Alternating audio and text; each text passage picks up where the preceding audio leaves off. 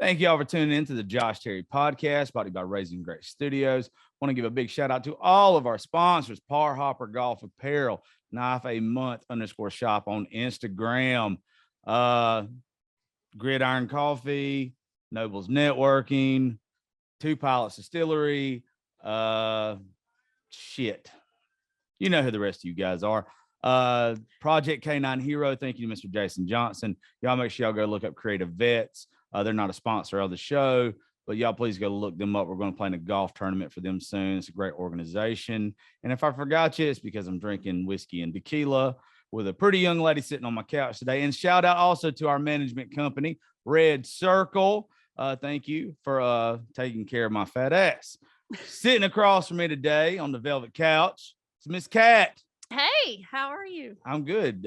You are going to get me in about 100 different ways of trouble today. Look.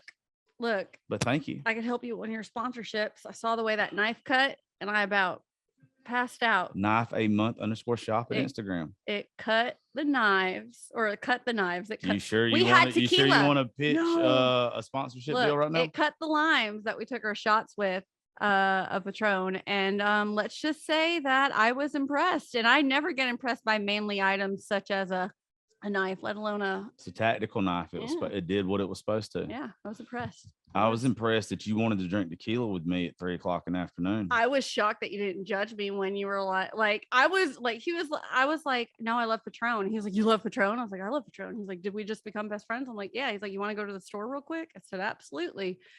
And look, everybody, it's a funny thing, and you don't know this, and I'm glad you got hubby to drive your ass home, because there's a funny joke that a lot of people don't know. Uh-huh. Women have a bad tendency of trying to drink with me, and I'm like there's something wrong with me. Like, I probably have a disease. I'm gonna call it the Whitley disease, the Keith Whitley disease. I can drink, but I'm like the best person ever to drink and have a good time with. Me. Yeah. People like to call me an alcoholic. I'm like, y'all are just fucking boring. That's probably what I say to Y'all most people. They suck. Boring. They're just not good at it. I'm extremely good at it. I'm sorry, y'all suck. Yeah. If I place first place in anything, it would be drinking that. I'm telling you, I told you, you're coming up to the pool this summer. That bottle of Patron is the one that I buy. Every day I sip on it all day. That whole bottle's done by sundown. And my husband is like, how are you living? I'm like, graciously. Yeah, well, if you fucking drink that whole bottle of Patron by the end of the day, you better fucking be. I will not be doing that today. Yeah, don't do that. I have 2 kids to go home to take care of. You know, I have a basset hound to go snuggle with in a little bit. And I don't know, I'm probably going to be texting something here in the next few minutes. Maybe that's not the only thing I'm cuddling with. We've only had one shot. Calm down. You're fine. Let's pace ourselves. Fuck that. You only live once. You already made me with one of your videos, not videos, whatever you posted on Instagram earlier that said, I'm coming.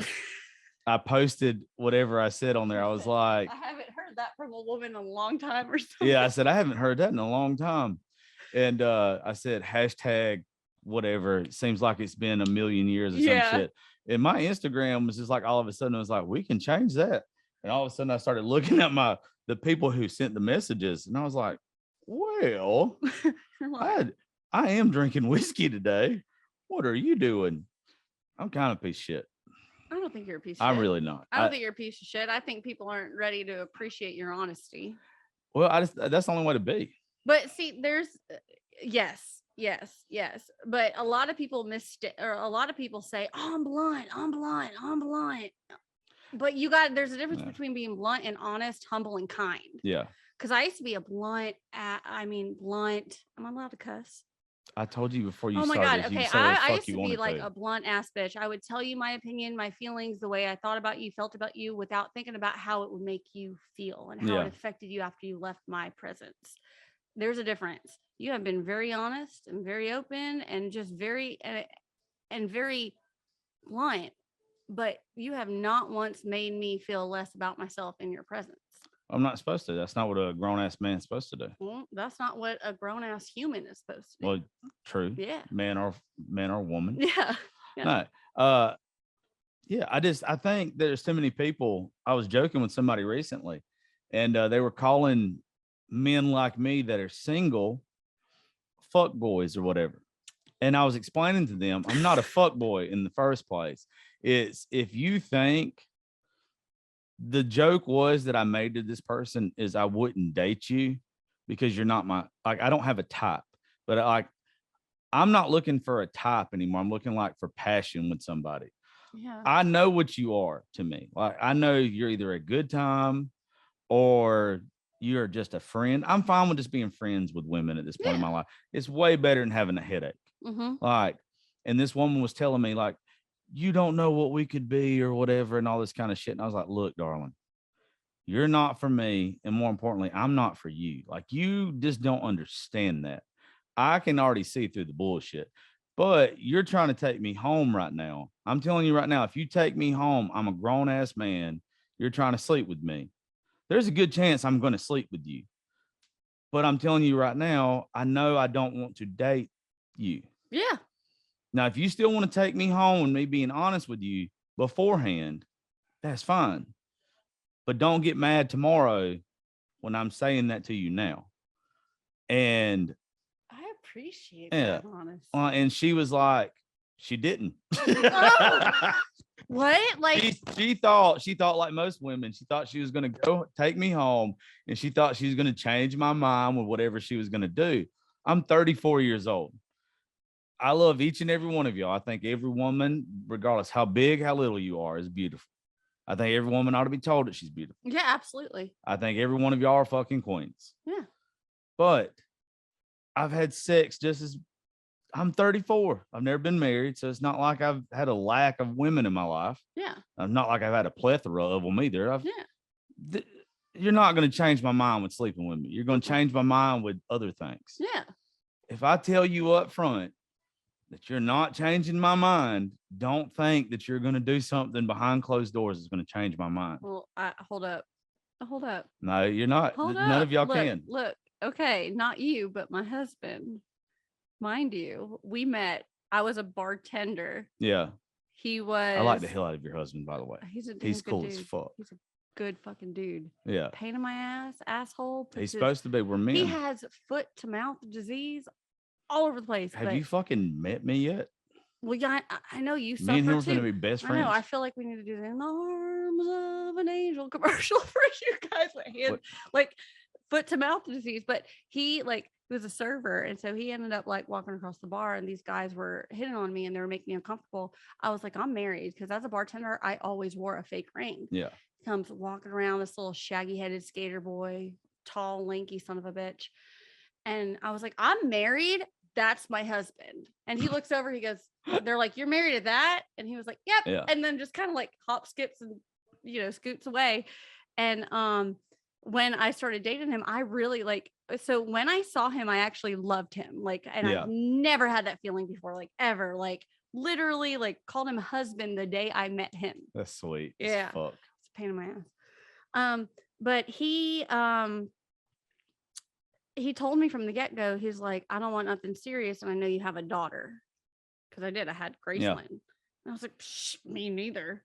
No, in my head, I'm like, nope, I'm gonna lock this down. I'm gonna make him like he is mine, this, that, the other. And so in 3 months, I ended up, and I've never said I love you to another man first.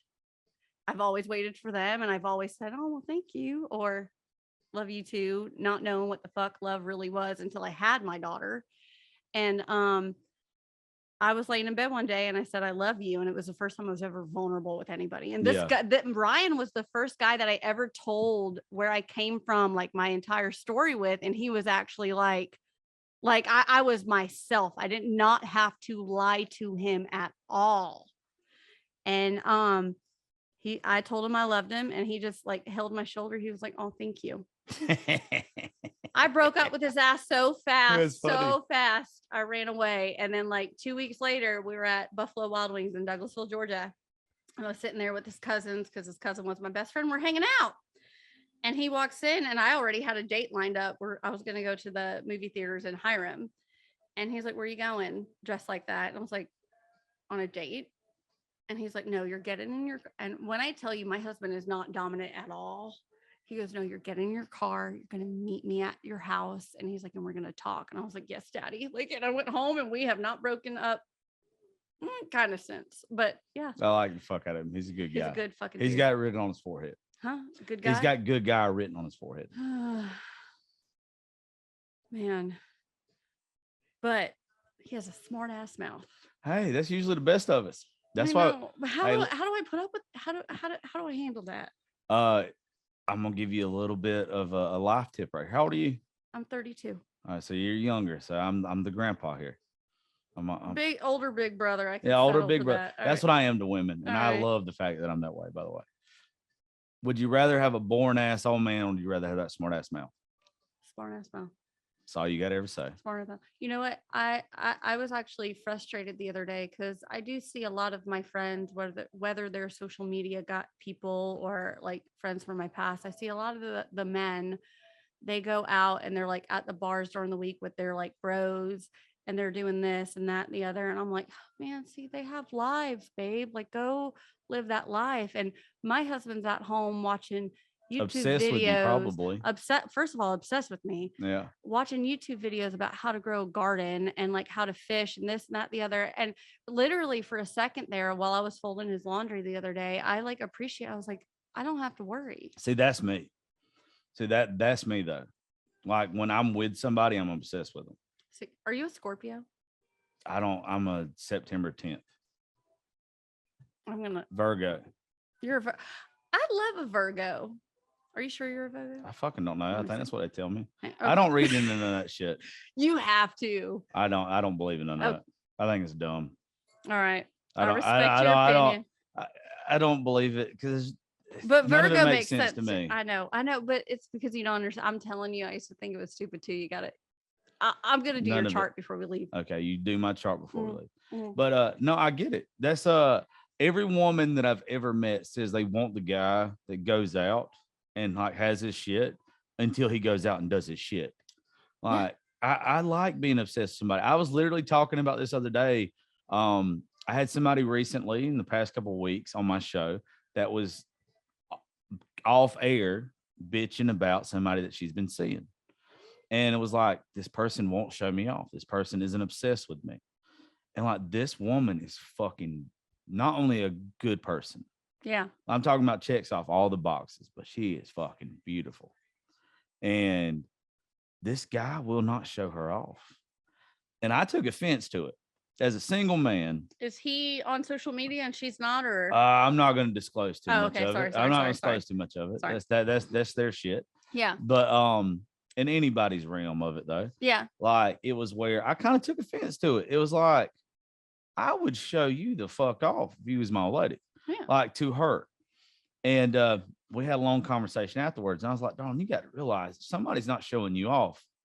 Like, and they're not obsessed with you. They're wanting to have their cake and eat it too. Yeah. That's all that is. You can break it down however the hell else you want it.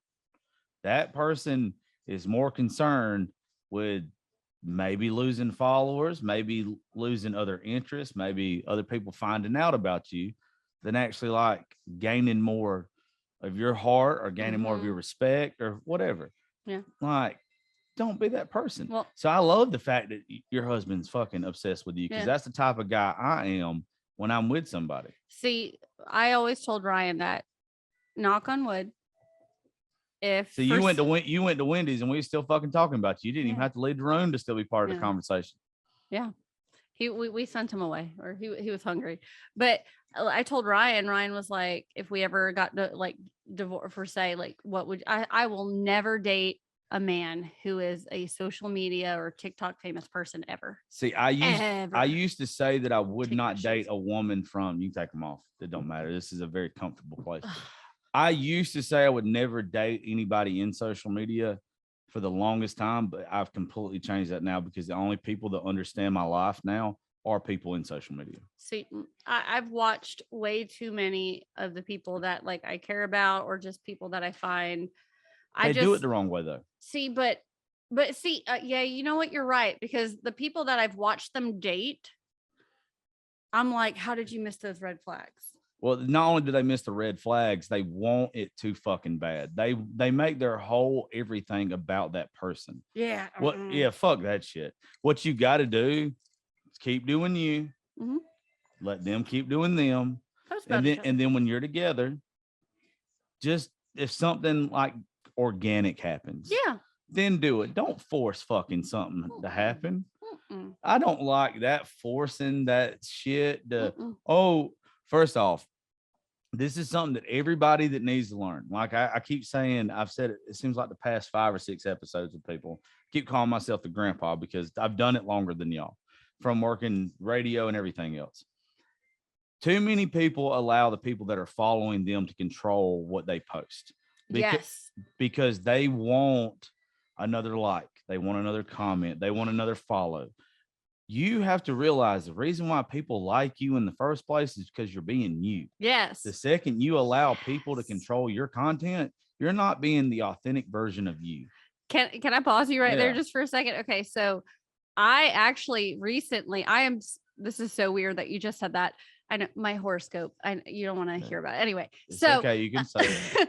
So literally, I had a creator call me out about being a mental health advocate, and then I posted something kind of bullying, which it wasn't bullying. I was being a bitch. I'm a fucking human. I could be a bitch, but there's so many of my followers and sorry.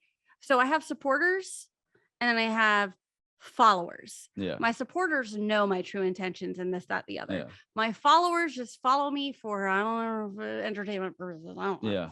So I have so many of my followers and including other creators who put me in this goddamn box that they built for me. I didn't ask for them to build it. Okay. And then as soon as I have a human moment outside of the mental health advocacy box, and I stand up for myself, or I say some fuck shit, or I make a human mistake or a human error, these people will come for you. And so at that point, I was like, you know what? I'm not a mental health advocate anymore. I'm advocating for my life, myself, and my story. And I'm going to tell you guys about it. And if it relates to you, cool. If it resonates with you, cool. If you take a part of it and sticks with you, cool. But I am no longer going to allow you to put me inside a box. And then when I step outside of it, you get offended. Fuck you. You don't even address it. I don't address it anymore. This is how you go about that shit. And this is what people really have to learn. Yeah. Your social media is a reflection of you. You're not a reflection of it. Yes. So I don't read my comment section. When I post something, I leave it the fuck alone most of the time. The bad part about that is a lot of people live and die for that comment section because it gives them validation. It doesn't give me validation. What gives me validation is the fact that I put out what I wanted to put out there. It's a marketing tool. Whatever you put out on social media is to brand yourself. It's to put out your intentions. If you get caught up in your comment section or whatever, then you're just becoming part of the fucking crowd. You're not the crowd. You're on stage. That makes sense. So why the fuck are you in the crowd? Don't be in the fucking crowd. Makes sense. Yeah. That makes sense. Yeah. That's like literally okay. Yeah, I get it. You don't want, because you're gonna have the naysayers. Yeah. But then this is the bad part of it. Most of the people that would follow you, me, whoever, 99% of the comments or 90% of the comments are going to be positive. You know what comments you're going to focus on? That 10% are bad. You're going to completely miss the 90 that are good. And you're going to get pissed off about the 10 that are bad. When you get pissed off about 10% are bad, then you're going to call somebody out. When you do that, all of a sudden it's going to bring negativity to your life. It's going to bring negativity to your social media. Then it's going to bring bans. It's going to bring community guidelines violations. It's going to put a fucking cog in the wheel. Yeah. It's going to fuck you. Yeah. Just don't pay attention to it. Do you know who she did tell me about that. It was on the cabin trip. So it was me, Darren, Kels. Yeah. We're on a cabin trip. Our husbands, whole ass kids came. Everybody was there. Yeah. And I was banned from posting for 7 days and going I couldn't have my account for 7 days because I addressed something. And Kelsey's been there. She's, been there. Y'all have watched what she's been through the mud. I love that bitch. I love her. I love her from so a much. distance too. We don't even talk that much.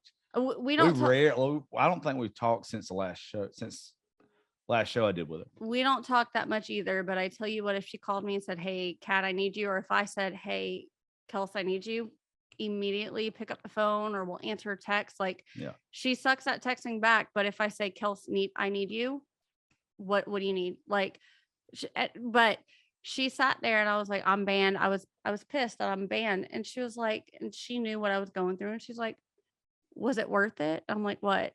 And she's like, "You responded to drama." And I was like, "Oh." She's like, "Do you see where it put yourself?" She's like, "I used to do that too. Just don't do that anymore." And I was like, "Oh." What does it do? Think about like this. It does nothing. It validates me for a split second. And then I feel guilty because I stepped out of who I really am. This is a scenario that I give a lot of people. Yeah. Okay. You ever bumped your little toe? Yeah. You know how bad it hurts when you bump your little toe? Awful. All right.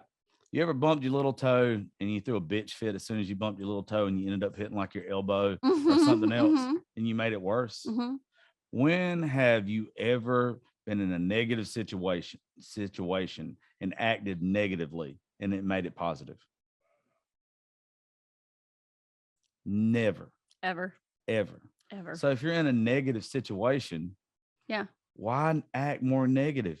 Yeah. It's not going to fix it. Yeah. All you're doing is you're playing into whoever's narrative that is trying to rile you the fuck up. Yeah. And they're going to get the response, but you're going to be the one who has to deal with the bullshit. Yeah. I don't deal with the bullshit. There's people that don't like me at all. But I was telling Dempsey this the other day. There's a Howard Stern is like one of my fucking idols, right? Howard Stern in his book and in his movie and everything. They did a survey when he was working at MSNBC, and it was where the average Howard Stern listener that liked him listened for 2.5 hours a day of his 4-hour show. Wow. And the average Howard Stern hater would listen for 3.5 hours a day of his 4-hour show. They both had the same answer when they asked them why they listened. And both of them, I want to see what he's going to say next. Your haters and the people who do not like you are going to be there longer. They're going to listen longer because they're waiting on you to fuck up. So don't pay attention. Yeah. If you want any part of this to be your career, if you want to build on it, if you want to make it to something special, you have to ignore that because it's going to be part of it. How often do you see who's your favorite? Who's like your favorite singer? Who's your favorite musician? Why would you ask? Just pick artist, musician, movie personality. Who's like your favorite big star? Selena Gomez. I don't even know who that is. Selena Gomez. Selena Gomez is honestly mine. Okay. Selena Gomez probably gets so much fucking hate. Oh, she does. How often do you see her post about it? At all. Like, not at all. You know why? Because she gets so much fucking love, it doesn't matter. Yeah. Yeah. Yeah. You pay attention to the positivity. Yeah. And you know that with positivity is going to come negativity. Yeah. And you just put the fucking negativity out of your mind. It's part of it. And I've learned like to accept that. And mind, like, I hardly ever talk about anything negative. The only time that I'll respond to like negative comments is if like I'm talking about like when I was raped, when I was sexually assaulted, like, and somebody will do the whole, well, what were you wearing? But I do that to fuck those people. Fuck those people are fucking assholes. If you have ever said that on a comment, I just want you to know you could go fuck yourself. But that's what I'll do to educate it. Like, hey, and most of the time it's women that are doing that. Women. Yeah, but do you ever look at the profiles of the women that say that? You better swallow it. That sounds horrible. Can I have some more, please? Yeah. I'll tell you what, I got to piss. So this is what we're gonna do. We're gonna pause this. Shut up. And there we go. Back from the first piss break. See, we don't even play about it here. When you got to piss here or you got to get a drink or whatever, you just got to go. You just got to go. Yeah. I promise you. I don't know about you yet, but at 34, when this bladder says, Joshua, it's time. Oh, darling, it's time. Don't spill my champagne. My bad. Sorry that I almost spilled your champagne. It's fine. You're the first person that's brought champagne here. Well, hopefully it's a trend because champagne's good. Yeah, if you're classy, this is not usually. Oh, I'm not classy. Then why the fuck do you bring champagne? Because it makes me happy. Then fuck it. Then I'm all about. It's like serotonin to my liver. It's like. God damn, if you say so. But no, the women that usually post that kind of shit, like I don't think most of them are women, because I don't think a real woman says that kind of stuff in the first place. Yeah. And if it's a real woman, I'm sorry, they are the women who have lived under a rock for most of their lives. Yeah, and plus it doesn't matter what a woman wears. It doesn't. That's the biggest load of horse shit ever, walk in my around opinion. naked most of the, and honestly, like I live in a t-shirt, no underwear, no nothing. Me too. In my house. In my house. You know what's funny? Me and you got the same outfit. You don't even know it. Yeah. Oh. I sent you a picture of it the other day. Oh. It's like this little black, strappy thingy. We got the same thing. No, Josh. Mine just sticks out in certain places. Yours don't. Follow us on Instagram to see it. It's unapologetically cat _ if you want to see the strappy outfit that I was wearing. It was funny. It would make Josh look like a busted can of biscuits. Boy, would it. There would be fucking fat rolls sticking out everywhere. It looked like just one big Oscar Mayer factory.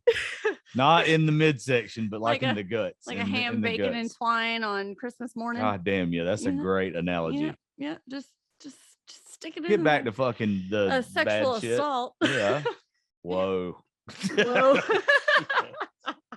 From me looking like a fat ass to sexual assault. Here we go. Yeah.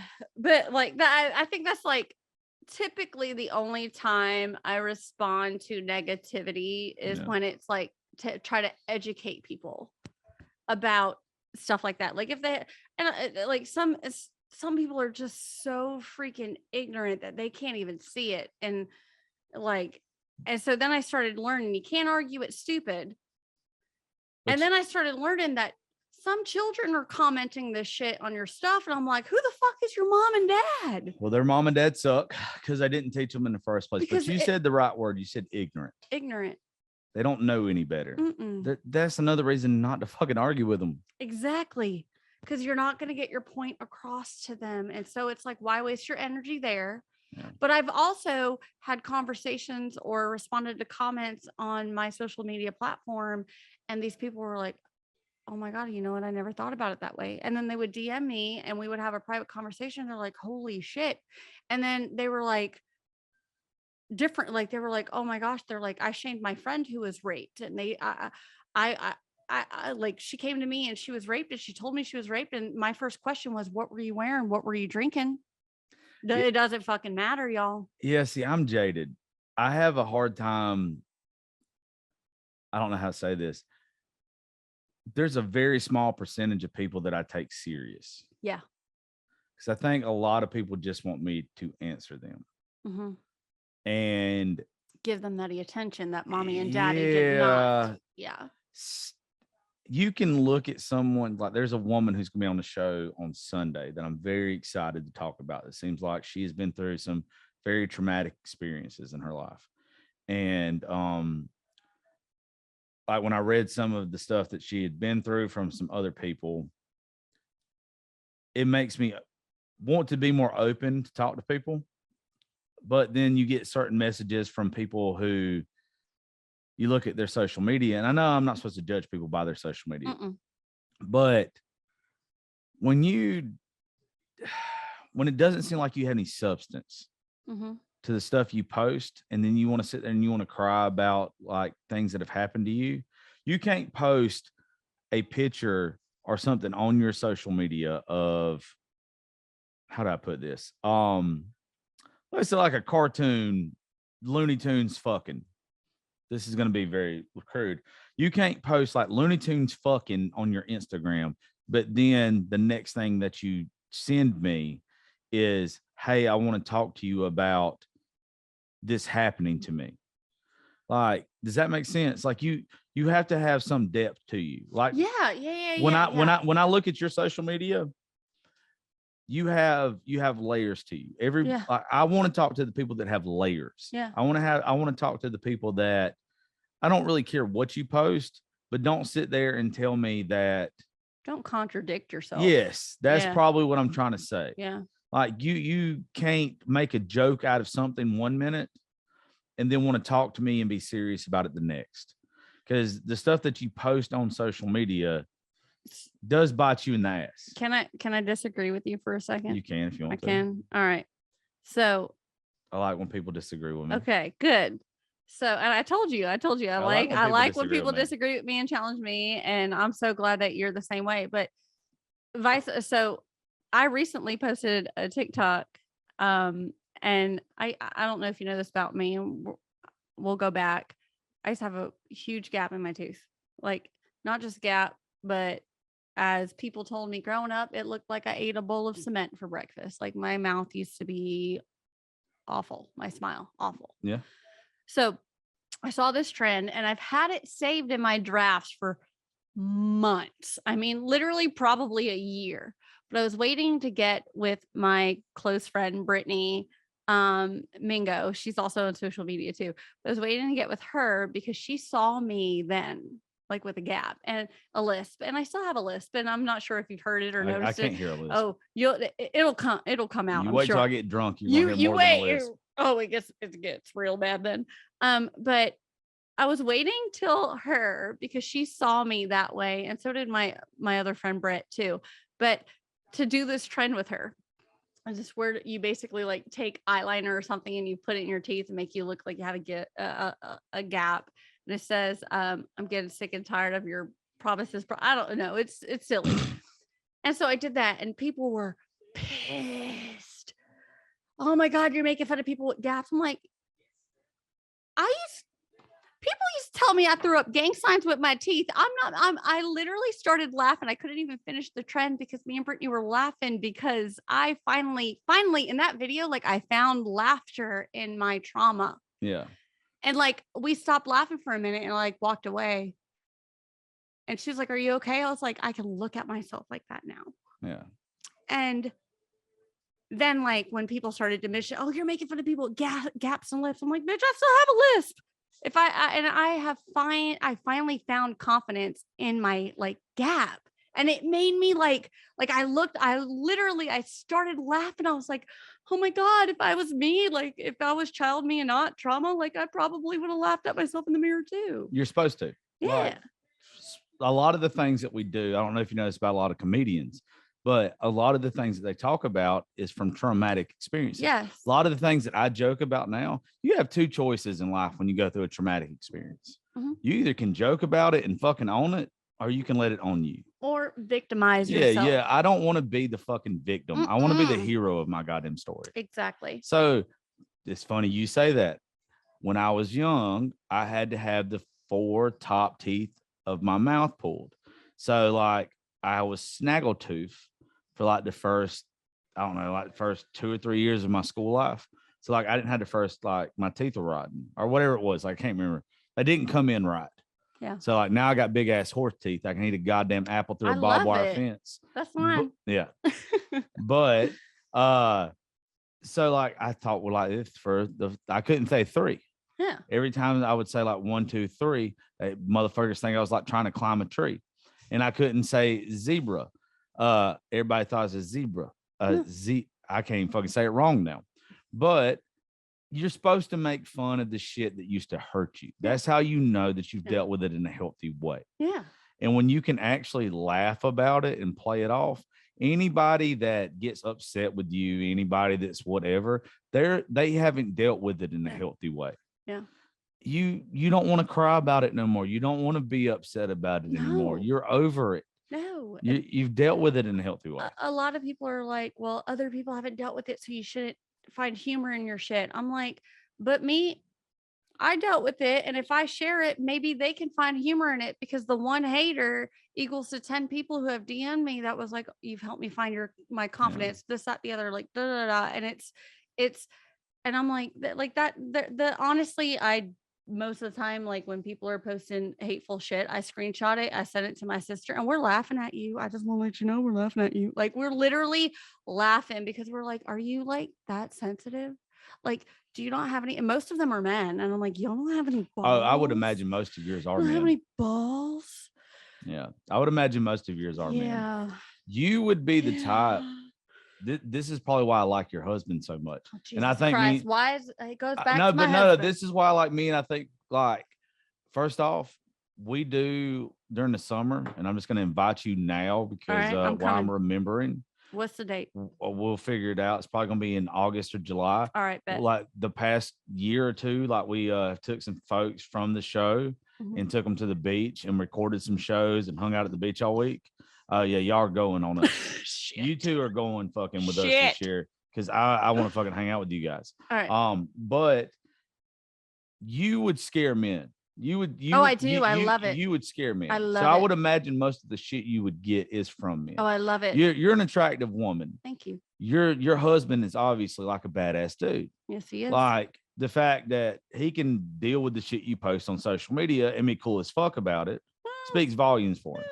But he's not fucking insecure about it from hanging out. Well, no, he used to not be. He'd be like, don't post that, this, that, the other, you're married to me. And then he saw how it made me feel and how it helped me heal. He was like, babe, if that but there should be. Yeah. But, there should be a learning curve. About what you did when you posted that gap tooth video is like, why can you not look back at yourself and post like, look at what I used to be and now I've healed? Like, why can't you be proud of the fact that you healed? They want to take that from you. Like, and they will not. They will not. Like, you fixed yourself and you're not allowed to be proud of it. Yeah. They want to drag you back down to who you were. Yeah. Infuriates me. But I don't know. But fuck those people. Yeah. Y'all couldn't hear what he said. But what he said pretty much is the fact that he doesn't like the fact that she's healed. She's healed and she can joke about it. They don't like the fact that. Yeah. He likes the fact that you've healed from it. Yeah. That's why you can play about it. Well, a lot of what like I want to go back. Do you remember when you said when you first started school you had your teeth removed? Yeah. Or whatever? I didn't know I didn't have front teeth. You didn't know you had front teeth? I did not know I did not have front teeth. Oh. So throughout, like, I was ran over by a car. Okay. When I was 6 years old, I was drug under 40 feet. Like, I literally had to learn how to walk and talk all over again. Traumatic brain injury. I still struggle with I didn't know that. Yeah. And growing up, I lived in this household that was not the best. But I was made fun of because I text my cousin, asked for pictures of half a body cast. I mean, I died 3 times. It's a whole fucking story. It's a lot. And I remember I was 11 years old. We went to the dentist for the first time in my life. My parents didn't believe in doctors or dentists or anything because they were just, I don't fucking know. Mom, if you're listening, you probably are. Y'all are fucked up in the head. All our parents fucked up in the head. And it is what it is. It's the way they grew up, and that's okay. And I've accepted that. But I was laying in the dentist, and the dentist walks in and said, your daughter has no front teeth. And my mom goes, oh, I know. They told me. And I just look and I was like, what does that mean? And I start crying in the dentist chair. And they said, you have no front teeth. So the gap that I had was like huge. And they were like, yeah. And I was like, oh, I thought these were my front teeth. They said, no, those are your, I guess, whatever. Canines. Yeah. And I start just crying and bawling. And they were said, this is how much it's going to cost to get it done and fixed. And mind you, we were on Medicare or Medicaid, whatever it was, the government assistance. I grew up on government assistance. Yeah. And my mom, all she had to do was pay $500 and they were going to fix everything for me. Come to find, mind you, they didn't have the money, but I didn't find out until I was 16 years old when I had to go to the Social Security office to get a copy of my Social Security card that I was on disability as being that what back then was called mentally R-word, like mentally. Yeah. Yeah. From the time after the accident, and my parents were still pulling money from me, and it was like $4,000 a month that they were getting from me, all while I'm struggling with being bullied. I have holes in my underwear, holes in my sock. I have I'm cutting my pants from the year before and turning them into shorts. I'm doing all of this stuff. And it's like, and I sat back and I actually forgot about this moment until Christmas of this year when I had my parents over at my house.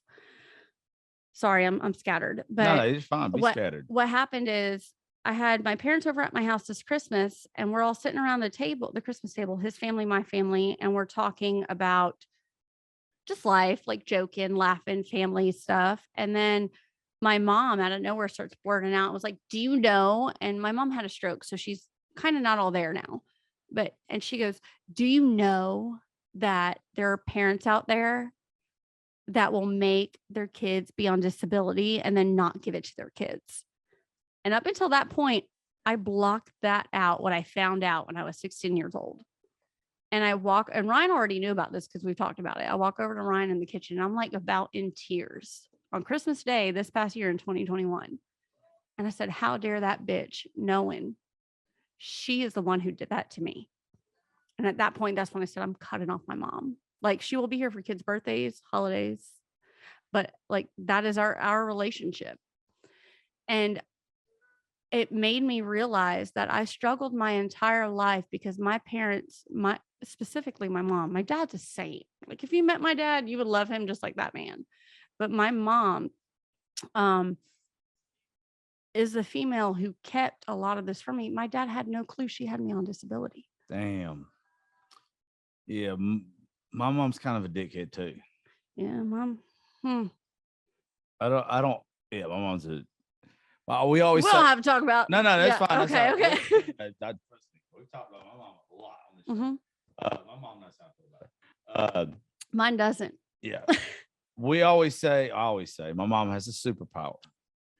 My mom has the ability to make any situation about her, regardless of whatever it is. My mom. So, hey, no offense, but fuck your mom. Yeah. Only thing I can tell you, darling, is we go through shit like that in life, and it made you who you are now, though. It did, but it sucks because I still think I could have been this great person if I was raised by great humans, you know? Yeah, but that wasn't your journey. It wasn't. Yeah, it that's wasn't not your journey. My journey, and I owe all my thanks to my actual mom. My actual mom lives in Florida. Yeah. Her name is Kimmy. Yeah. I don't want to drop her last name because I don't know how she feels about it or not, but I know how she feels about me. Yeah. I call that woman, Ryan, like 3-4 times a week. She calls me when she's having anxiety or whatever. We talk for hours. That woman is my mom. Yeah. She was there to watch the birth of both my kids. She was, I mean, that is my mom. Yeah. And she is the reason why I am able to be the mom that I am today and the human that I am today, because she taught me right from wrong. Yeah. She taught me life isn't easy. I mean, this woman threw me out on my ass. Ryan, remember she hated your ass? My mom hated. How the fuck could anybody hate this guy? Oh, he was Mormon. She's Pentecostal. It was that's another. When I tell you, you know how you said I have layers? Right. You know how you said I have layers? There's like layers. Yeah. But that woman, like, literally.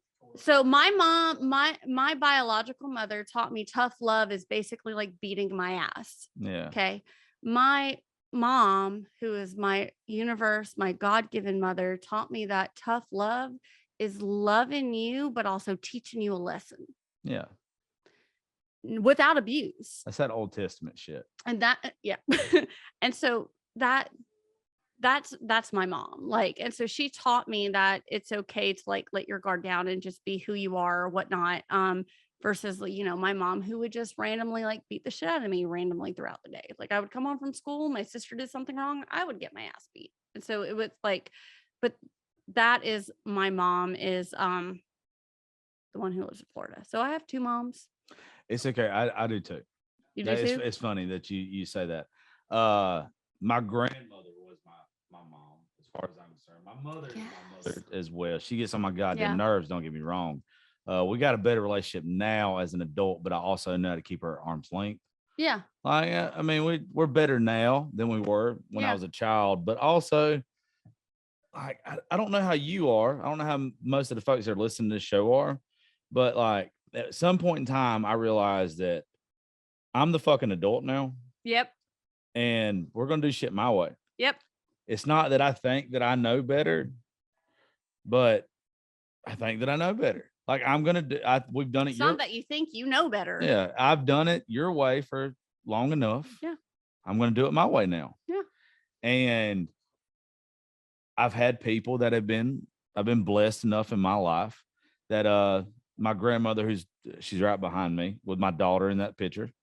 And then my best friend's mother, Miss Kitten, it's always been like a mother to me too.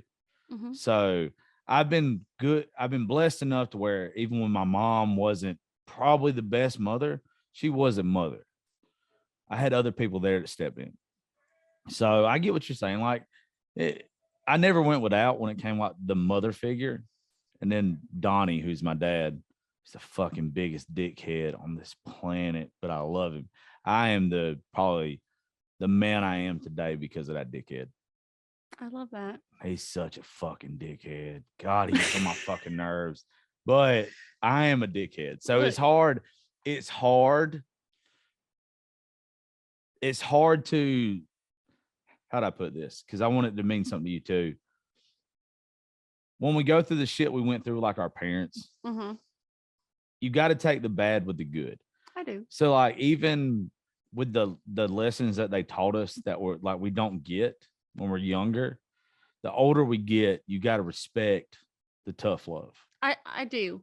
And if I'm being honest, one of the reasons why I accept my biological mother for who she is and what she is and how she raised me is because I know she did raise me better than her mother raised her. So, yeah. And even though it wasn't the way I would ever fucking raise my kids in a million years or treat my child in a million years, she raised me better than her biological mother raised her. Yeah. And that wasn't the case with mine because my nanny was a goddamn saint. See, mine was sent straight from heaven. But my mother had to deal with raising my ass too. I was not a saint. See, my mom's mom physically, emotionally abused me too, like she did my mom. Like my mom had her braces ripped out of her mouth. My mom was beat left, right, stitches, this, that, the other, like you name it. Like my mom went through it. So I appreciate the way my mom raised. I don't appreciate it. I can see the way that I was raised by my mother because of the way she was raised, and she did do better. But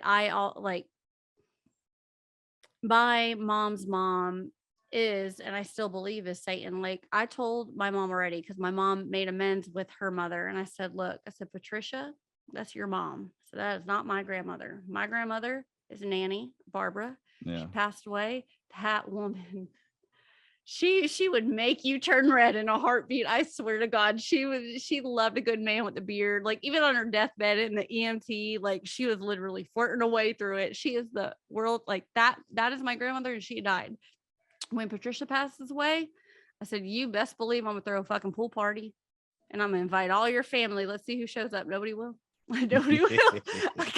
Because I will hire a DJ. I will pay for the best freaking like. See, I think we all say that, but I don't think it's true. Oh, I swear to God, I will. See, I'm a woman of my word. Yeah. When she passes, I'm gonna invite you to that pool party. I will. Well, maybe it's different. Yeah. Maybe it's different. Maybe it's different. Yeah. I've said some stuff like that before, mm-hmm. and I just don't. I don't know. I'm different. I'm a sappy motherfucker though. I try to be, and like I said, and I stand by this. I'm a person that when y'all first got here earlier, I told you I'm a loyal people to the folks that if I end up being like your friend, mm-hmm. I'm ride or die. Me. Like I got your fucking back. Like I don't give a shit, even if you're in the wrong. You know who's gonna tell you you're wrong? I'll tell you you're wrong, but ain't nobody else gonna fucking tell you you're wrong. Yes. Like I'm gonna tell you to fucking fix your shit behind closed doors, but to the face. But I got you back, and I'm gonna support you, and I'm gonna love you. Nobody else is gonna run your fucking name down. I got you fucking back.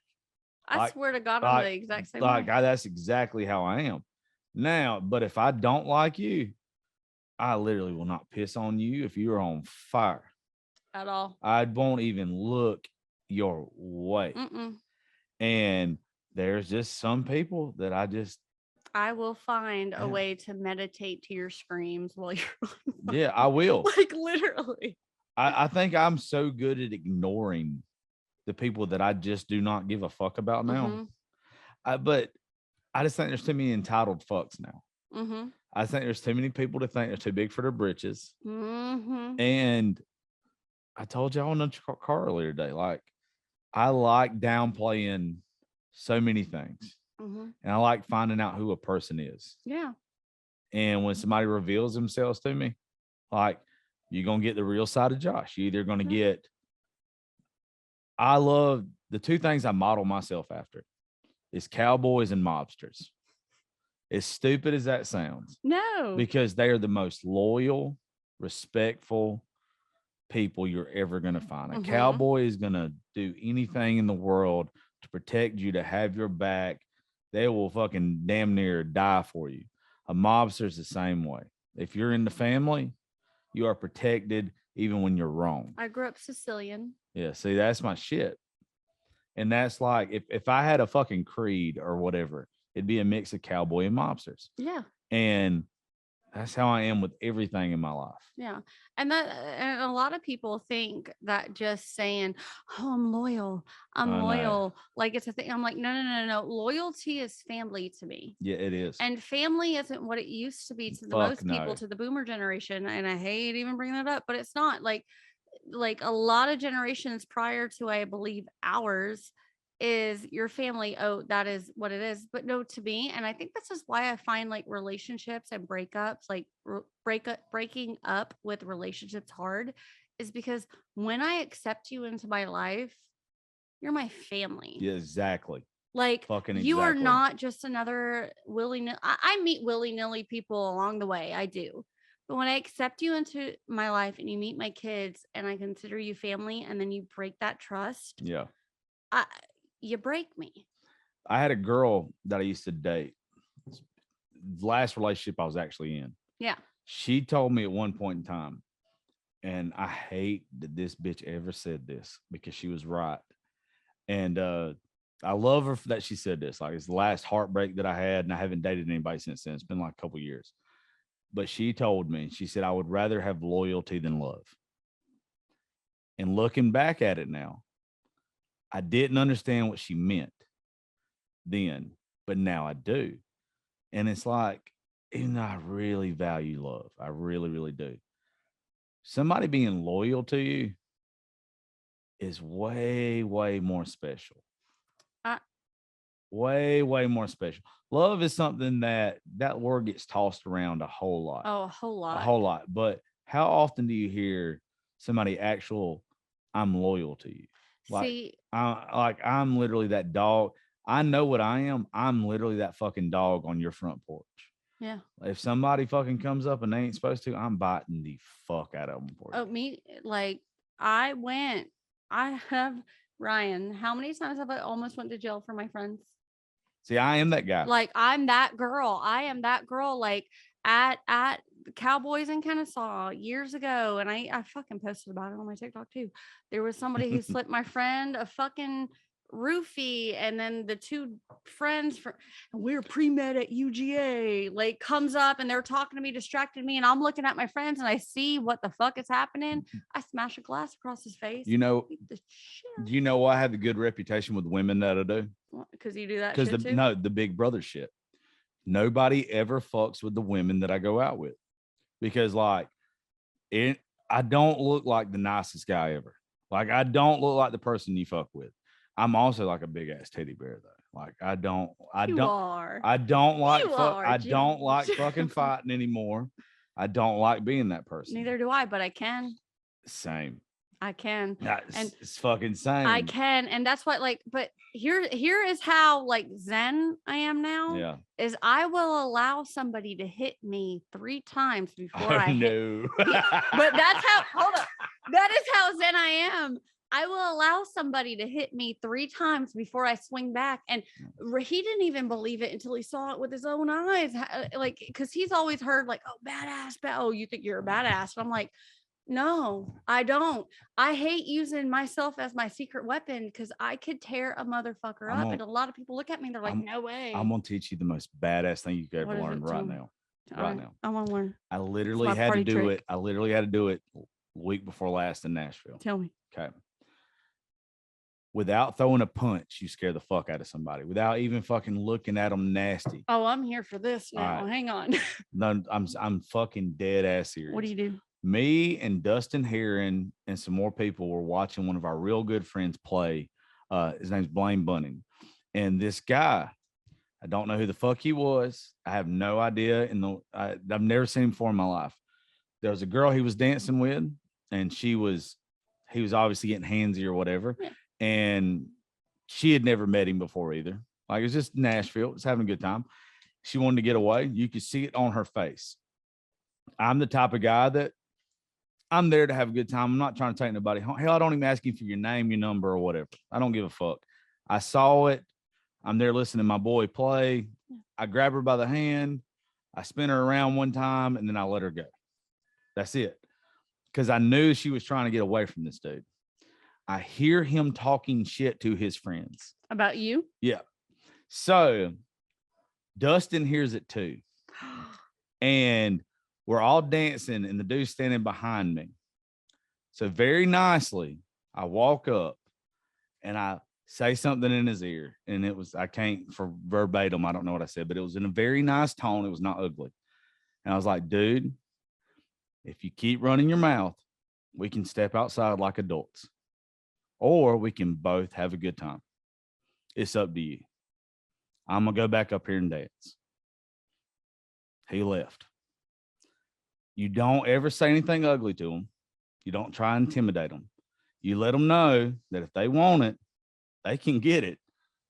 And most of the time, that if they're talking shit, they're more worried about you because he's talking shit to his buddies. And the second you let him know, I'm not scared of you or your buddies, and I will grab each and every one of y'all if you want me to. All you got to do is be nice to them. You kill them with kindness. See. And it scares the fuck out of them because then they think you're crazy. Because then it's like, oh, this bald-headed guy that probably outweighs us by 50, 60 pounds just said in a very nice way, I will kick your ass. That I will walk outside with, and I think I called him sir too. I think I said, sir, if you want to walk outside, we can, or we can go about having a good time. Yeah, but see, in the women world, I don't think that would work. Because I think it would. What do I do? Walk up, because mind you, I have mom's night out on Saturday. You could do it, ma'am. Ma'am, I'm sorry that if I bothered you, but if you'd like to go outside and us talk, we can, or let's have a good time. Let me buy you a drink. You know what? I'm gonna try that this weekend. Because one, if it happens, I don't plan on it. I hope it don't. But if it does happen, you're either gonna make a new friend and it was just a misunderstanding, or two, the girl's gonna be like, oh, this bitch is probably gonna drag my ass because she's not intimidated by me at all. See, that's a life lesson. I'm literally gonna take it. Yeah, I'm literally gonna leave here and take that with me the rest of my life. But I also know too. Save my husband a lot of bail money. Yeah. But I also. But with me, most guys don't know that I'm a teddy bear. Most guys don't know. I know I look like, some people like, that guy's like a biker or something. They don't realize, like, I'm a fucking softie.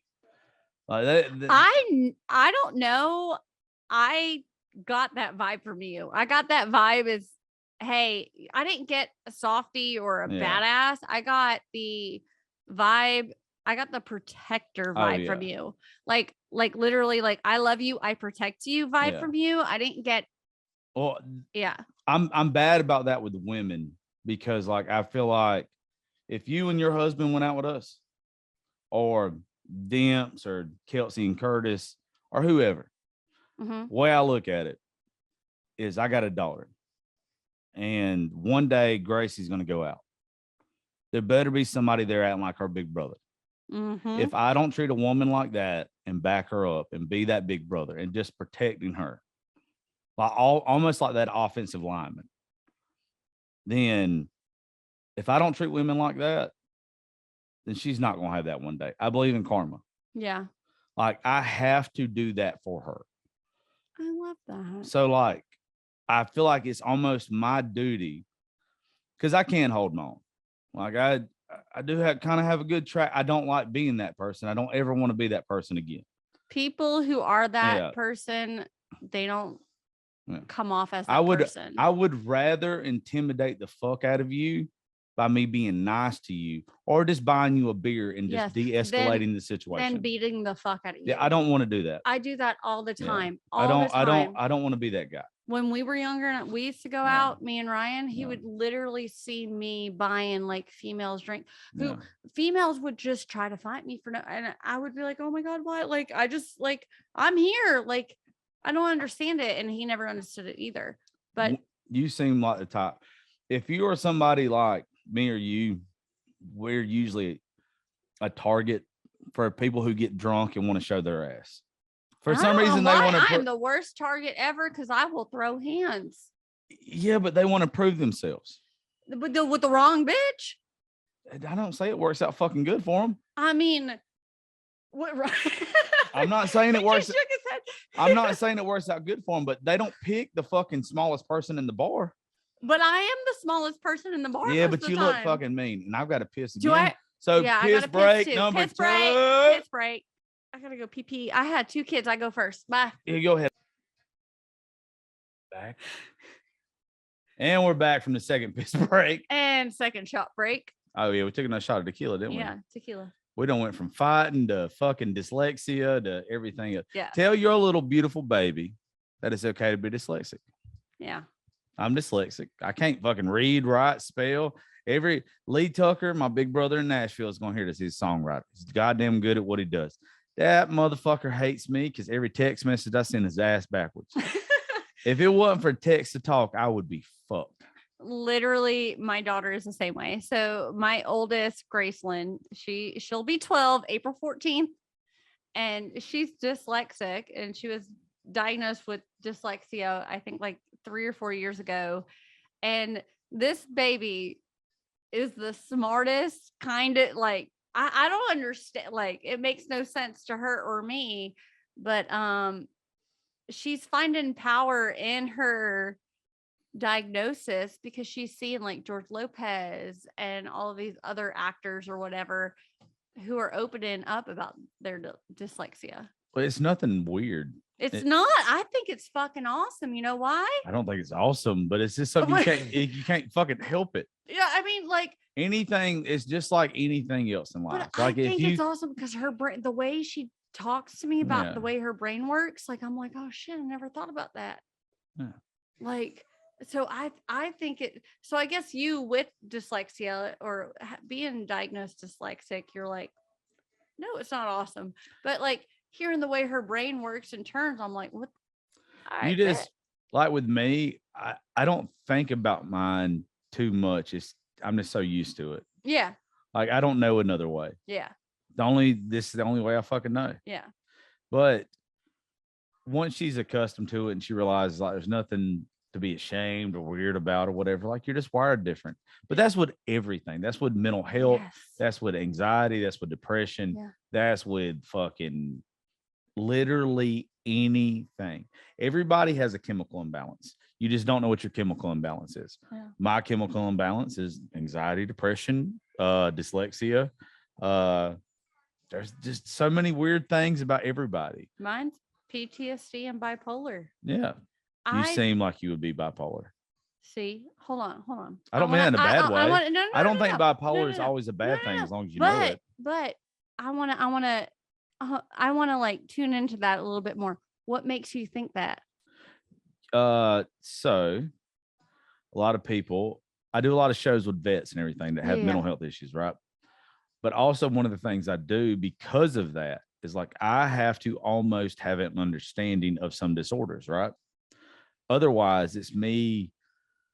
I'm obviously not a therapist. Yeah. I obviously have no kind of doctorate or PhD or anything, right? Yeah.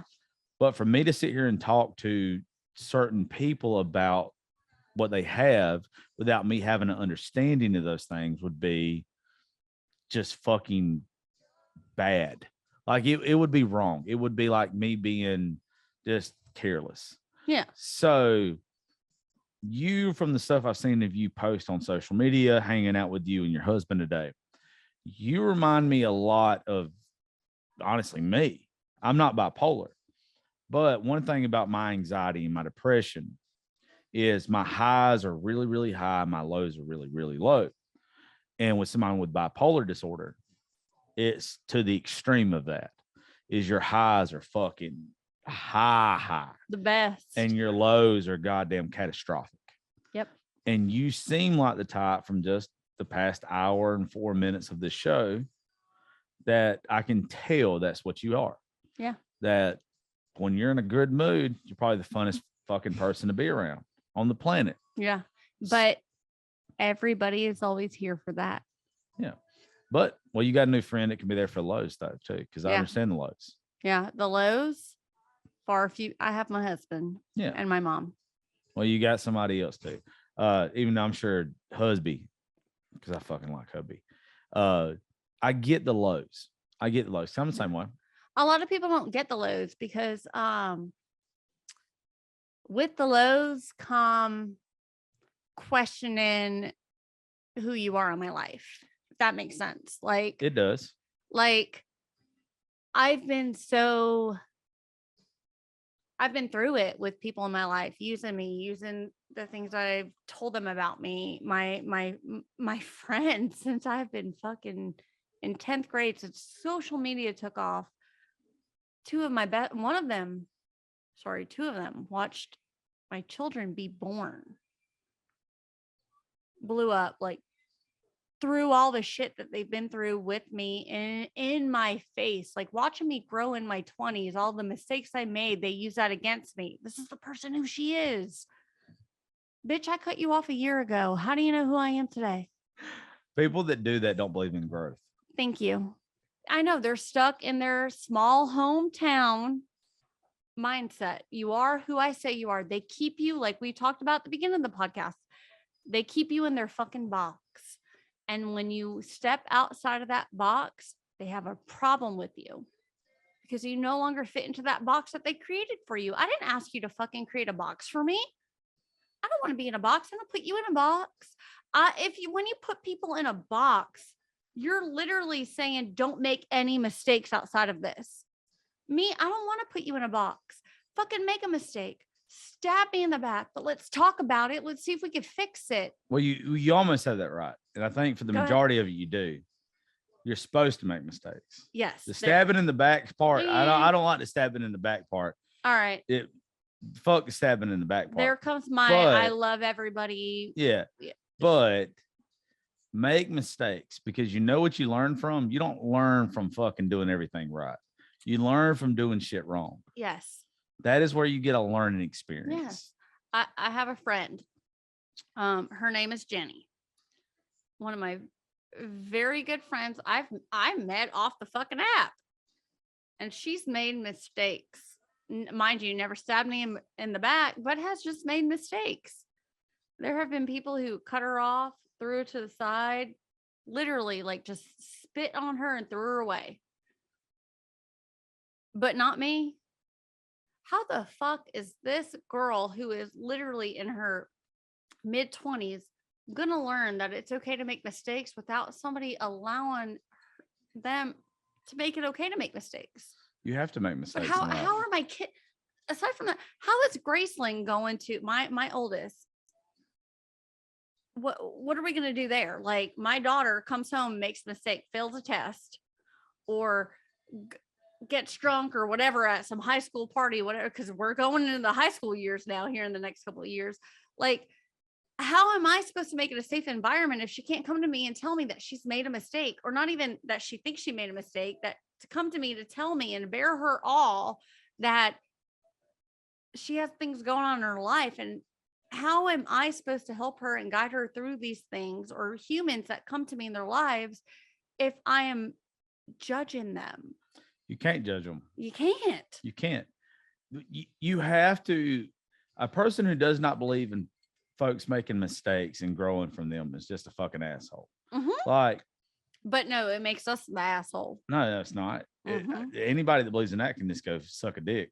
I know I'm a crude ass person. They can suck a fart from my butthole. There you go. Suck a fart from your butthole. But no, you have to learn. You don't learn from fucking doing stuff. No, right. You learn from doing stuff wrong. Yeah. Every class that you ever took in grade school, every class, every teacher you ever had, when you got something wrong on a test, they corrected it. They didn't scold you. They literally told you how to do it the right way. It's the same thing with life. Everything growing up, whether it was playing sports or it was going to school, if you got something wrong, they told you how to do it the right way. You had two different kinds of people. You got the ones that got butthurt about it and was like, oh, my teacher's picking on me. They're being ugly to me. Or you had the ones that was like, this is the way that I'm supposed to do it. Yeah. That is where you have to learn life lessons. That is where you grow. I have made just as fucking many mistakes in this life as anybody listening to this show. I probably made fucking more. So have you. We've made a lot of fucked up things. We can talk about that one of these days. Yeah, we've made a lot of fucked up mistakes. But you know what? You learn from them. You grow from them. You become a better person because of them. That's why I don't think I will ever understand. And we were talking about this before we came on live, is cancel culture. Yeah. Why is that even a fucking thing? I think in some cases it's not bad. No, for 99% it's bad. Yeah. For 1% of the world. I mean, mind you, deserve for 1% of the world. Yeah. It needs to happen. But like I see a lot of creators like myself. Now, mind you, don't say you're a creator. That's the only problem I have with you. God, thank you. Please don't say the word creator. If you say the word creator or influencer or official in front of your name, I will fucking cuss you out. Human being. You're just you. You're cat. Yeah, I am. I am, and I hate saying that, but also I've been told that I need to say it. No, if you say it, I will fucking unfriend you right now. Oh, God bless you. All right. So me as a human, I grew up in a very racist household. I did too. Well, not racist, but I know my dad had a Confederate flag tattoo, but yeah, we'll go with that. No, I grew up thinking that the N-word was an actual fucking word. It is a word here in the South. No, I know it's a word, but like it's there. I grew up. Oh, I know what you mean. All right. And so when people are like, oh, you're racist, I'm like, no, I grew up ignorant. I didn't know no better until I got out of that situation. And then I started realizing, holy shit. Do you know one of the reasons I got fired in radio? Why? You don't know this, do you? I do not. Okay. Oh my God, I'm about to shit myself. You're about to shit yourself, right? If you sit on that velvet couch, so you're never coming back. Because that couch was not cheap.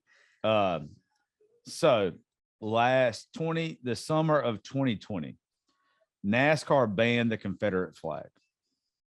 Like there was not allowed at any of their any of their races anymore, right? Their races. I do not believe in the Confederate flag. The reason I do not believe in the Confederate flag is because I have several friends that do not like it that are of different color than me. You do not support. I do not support the Confederate flag. Yeah. So I was still working. You can't not believe in it because it's fucking real. I mean, it's real, but I don't support it. Yes. Okay. So working in country radio in South Georgia, being a bald-headed country boy with a beard and growing up on a farm and dirt roads and everything like I did, and being on the #1 country show in Georgia at the time, when you say you do not believe or you not support the Confederate flag, you catch a lot of hate from that. Mm-hmm. You get death threats. Mm-hmm. I literally got death threats from the Sons of Confederacy in the state of Georgia because I was like, I understand why NASCAR does not want it there. But what a lot of people did not understand, that the way that the Confederate flag started off was okay. But once the Ku Klux Klan adopted it, it became a symbol of hate. You can never go back. No, you can't. You can never go back. Even the swastika, which the Nazis had, right? Originally, that symbol was a symbol of peace in the, I think it was Africa, Middle East or somewhere. But once Hitler adopted it, you'll never know it as anything else. So that was just my argument. That is just my argument. So with what you just said, Once somebody, when you're raised in a certain environment and you don't know any better, until somebody educates you on it, one of the best moments of my life and why I knew that it was okay for me to make that argument that day, even though it led to me getting fired. I had an 80-year-old woman call in that day. No. Had an 80-year-old woman call in that day. And it was one of my favorite conversations I've ever had in my life. This woman had never, ever, as sweet as she was, had never seen the other side of the argument before, had never, ever thought about how it looked to the others. This woman was not racist. This woman was not an evil woman. This woman was not an ugly woman. She had never looked at it from the other side of the argument before. When she called into the radio station that day and was the sweetest she could fucking be, she literally told me, and I'll remember it to the day I die. She said, I never thought about it the way you put it. Now I know that if anybody ever asks me why I fly that flag in my yard, I have to explain to them what it means to me.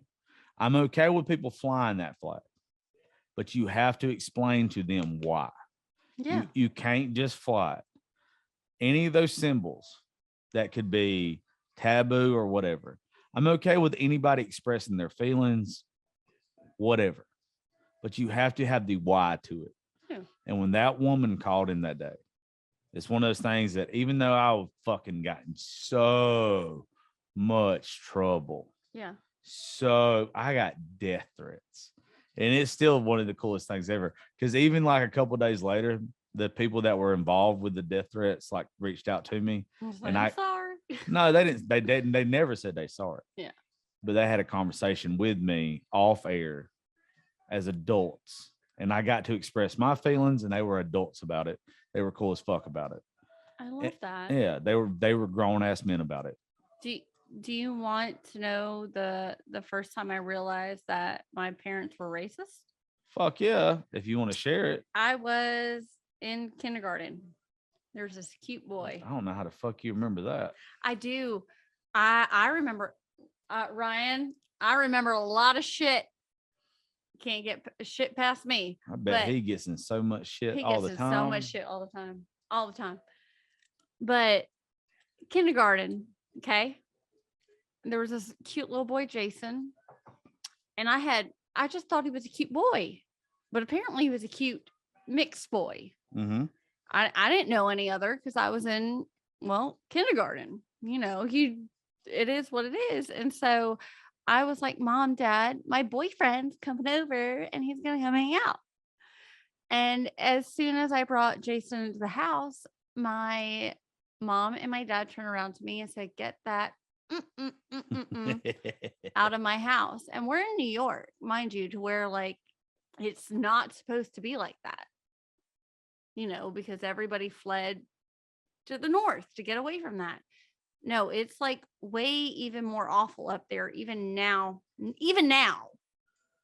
And so I went and I was like, wait a minute, none of this makes sense to me. And that is something that stuck to me.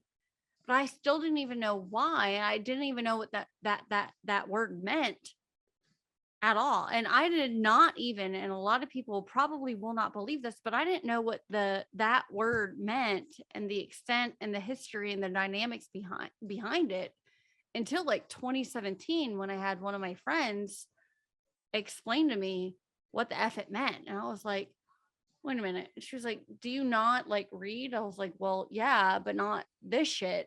And then like I started I literally sobbed for like 3 days. I was like, oh my God, this is like not okay. And they're like, no. And I was like, but I didn't know. Like, I didn't know. And so that's why like I'm against like cancel culture when people make mistakes like that, because I think, well, did they know? Like, did they actually not do the research that you get on Google, but like literally do the research that could trigger your heart? Like the research that not anybody pushes on you other than that. Because a big part of my trauma is I grew up in a home to where the N-word the Asian racial slurs, the white people racial slurs. Because I grew up Italian and Greek, so it wasn't just like about. I talk more shit about white people when I talk about anybody else. I love talking shit. I hate white people more than I hate anybody else. I hate white. I'm telling you, I hate fucking white people. Well, that's the thing. Is like it was the Asian culture, the black culture, the white culture, the this, that, the other. Like, I'll be honest with you, I hate everybody equally. To be honest with you, I literally hate everybody. Equal to me. The only people isn't me. No, I just don't. I can't stand I don't men. like people. I can't stand men. That's it. I don't bother me. I don't fucking like men either. They don't like me. That is it. I am not racist. I am sexist. I can't stand a man. You know what's fucked up? My listening audience is like 80% women. I get what it. the fuck? Women, I don't think I told For you. real? Men hate me. Did you not know this? I thought I told you because I love you. I thought I told you this. Men fucking hate me. You did tell me that, but I didn't think it was. I mean, I knew it was for real. No, like men hate me. Like, unless you actually get to know me. Because this is the problem with most men. All right, tell me. Men have a problem because, like, one, I'm glad that I'm glad you brought hubby. Because hubby gets to see it. Put your phone down, Ryan. Hubby gets to see it firsthand. Okay. Obviously. Yeah. I just like the male female like dynamic, right? Yeah.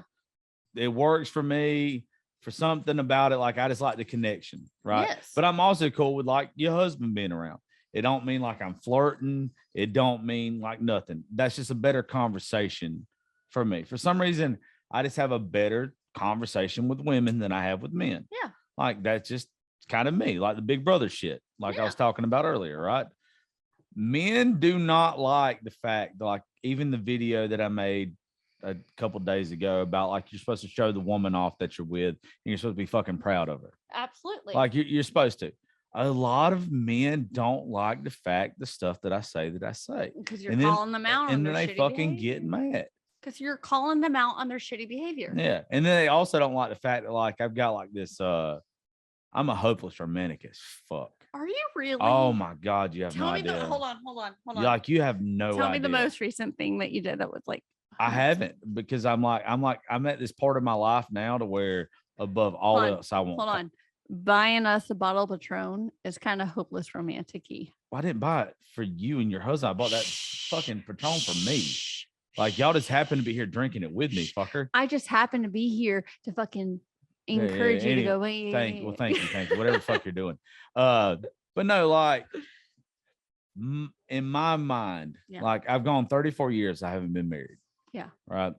So it takes a long time. Everybody always says that, like, women, y'all mature way faster than men anyway, right? Mm-hmm. With everything you do in life. I have figured out now at 34 what it took way too goddamn long to figure out. I want passion more than I want anything else in life. Yeah. I always knew that, like, I told you about the cowboy shit, the mobster shit, and everything else before. But, like, I know what I want. I want that special old shit that you got to find, like our grandparents had, that you got to avoid social media for. But you know that if you live in this world that you have, like, you still have to show them off. Like, you got to when you find it, you got to fucking hold on to it. And I get women that not throw themselves, because that sounds like the most toolish thing to say. There are women that approach me that want to hang out. Yeah. But you get around them and you don't have that connection. Same thing I told you with the story earlier about the woman. I'm a grown-ass man. I'm single. Somebody tried to take me home. I told them what it was going to be if they took me home. And I didn't go home with them because I didn't want to lie to them. Yeah. I want that connection with somebody. Yeah. I've had sex in my life. I'd rather go home now and watch TV, make my own damn sandwich, and do what I got to do to myself, and just go to sleep and not disappoint you or me. There's good sex and bad sex and not worth it sex. Yeah. Like, I would rather, as stupid as it sounds, I'd rather slow dance to some Keith Whitley sipping whiskey with a woman than take them home and sleep with them now. Who the fuck is Keith Whitley? This has been the Josh Terry podcast, and we're kicking this bitch off of it right now. Look. I am honestly not I'm very honest. I will tell you what. When we get done with this, Do you know who? Hang on, Ryan. Do you know who Keith Whitley is? All right, my husband. All right. When we get done with this, I'm gonna play you and Ryan Keith Whitley. All right. He knows Keith Whitley. I don't. Say it best when you say nothing at all. Yeah. But that's like I do know. That's like that A is. side. I'm talking B side. I'm talking about real fucking Keith Whitley. Yeah. So, but that's who I am. Like I like that connection between somebody. Like that's what I want in my life now. You crave that. Yeah, like I've had just like everybody else, it's my age that hasn't been married. Like I know I'm not the prize pig at the fair, but I'm not the ugliest motherfucker either. You're not. Like I've kind of got a decent reputation with women. Like I can flirt, I can have fun, but it's not about that anymore for me. Like I'm getting older. I'm ready for that fucking front porch, that rocking chair, like that sipping whiskey, that fucking hanging out shit. Yeah. Like that's what that's the good shit. That's what I fucking crave now. That is the shit. Like there's so many men out there that I've noticed just by being out there in the last 2 years, because I travel with what I do, is like, when the fuck do you grow up? Like not like men like you. Yeah. I'm talking about in general. Like even like, okay, I'm about to be honest, very honest. If he throws something at you, it ain't my fault. So I recently unblocked like my ex, and he was my abusive ex. I recently unblocked him. You know who I'm about to talk about, baby. Same old motherfucker I dated in 2009. And I'm like, you are a big truck, lifted truck driving son of a bitch who like, what is your end game here, bro? What is your end game here? Like, is your end game here is just to literally manipulate and fuck these women mentally? Like, and I see these men growing up, and mind you, I see other men like in my daughter's class who they're being raised by men like my husband and yourself who respect, and they're not at all like that. And I'm like, oh, hope. But then I also see like the other half of the class that's like, oh, I can't wait till I'm in fucking high school so I can go to Taco Mac and take a few shots. I'm like, y'all son of a bitches. What the? I swear to God, I'm going to kick your. I told Ryan, I said, you better make sure that we need to set up a GoFundMe for my bail fund. Because if a boy does that to my daughter, I'm done. I'm going to teach you a lesson right now. You know how you tell the music they listen to? Whatever music they listen to, first thing you ask them, it's not anything else in this world. Hold up. Ask them the music they listen to. Ask them. That's all you got to do. And you're going to figure out exactly what boy you're dealing with. All right. I'm telling you that means. So if they send me like fucking, I don't know what. Say some stupid shit that you probably listen to. I listen to old school shit. Like occasionally there's a new bop that I listen to. You didn't know who the fuck Keith Whitley is. I don't want to hear you say you listen to old school shit. The fuck up. No. Okay. So I'm not a huge country fan. You did surprise. I know, surprise. Yeah, I did. But I also don't like new school country music. I don't like. I love George Strait. I'll listen to him. All right, so Keith Whitley. Here's the deal with Keith Whitley, real fast, darling. All right. If Keith Whitley wouldn't have died when he died, he passed away. He died when he was very young at 33. That's very sad. I think he was 33. George Strait would not have been as big as he is. Oh, well, because do I get points for like, I love George Strait. Oh, absolutely. George Strait is the shit. Yeah. George Strait would not be George Strait if Keith Whitley would have been alive. I'm sorry, Kenny Chesney can eat my ass. I can't stand that motherfucker. Kenny Chesney, if he would have stayed what he was in the 90s, would have been a fucking goat too. Yes. Kenny Chesney's still great. But he's not. When he decided he grew up on a goddamn island, that's when it went downhill for a lot of people. Yeah. Zach Brown band? No. He's got like one or two. I was about to say. No, I'll play when we get done with this. If y'all aren't in a rush, I'll play some fucking country music. You could play me some country. I'll music. play I like country music. I don't like that new shit. No, I'll play you some fucking country music. Like when Brantley used to be backroad shit. See, you said that earlier, and I was like, No, I used to follow him around at the Carrollton bars before he was mainstream, and he had some like. No, he does. His first album or two. Yeah, but after that, he's trash. I don't think it's trash. It's just different. Trash. Well, you got to understand too. Once you get to Nashville, He's trash. once you get to Nashville, That's trash. once you get up there and you get a record deal, and somebody's got a check in front of you. Me and you have never had this. I have to explain this to every guest that we get on the show. When you have a check in front of you that says, "Hey, do you want to keep doing what you've been doing and breaking even? Or do you want $5 million in your bank account and do what we say?" So he's rich trash. Yeah. What would you rather be? I would rather be rich trash. In a million years. Because what you hear from every one of these artists, and luckily, the only one who didn't do that, Corey Smith. Yeah, he did. He did not. Yeah, he did. We're gonna have to talk about that another time because we're trying to trauma bond right now. Yeah, because I'm telling you. Did he really? Okay, yeah, we'll talk about that. Yeah, but also too, he didn't. Corey, with the bad thing with him, and I like the fuck out of his music now. Don't get me wrong, I fucking love Corey Smith now. Yeah. I've been to a lot of his shows. Corey was too in between country and folk to find his way. That was his problem. Yeah. Is Corey was not country enough to be on country radio, and he was too folky to be on pop. Yeah. That was the problem with him. But that's also Corey Steele, because I book shows like we've done a lot of shows with Raising Grace Entertainment and everything else. I know what Corey makes. Corey still makes a very good living. Corey's a very good guy. And I love him. We've been around him a couple times. He's a very good singer. He's a very good man. He's a very good family man. But that was always his problem. He's too much in between. Yeah. You got to pick a side. You have to. Brantley Gilbert, he decided to take the money, and I don't blame him. I know, I don't blame him at all. Brantley is a goddamn talented singer, but I just wish he would have kept a piece of him. That's it, like a fragment. I don't blame him, but also too, darling, I say this all the time on my show.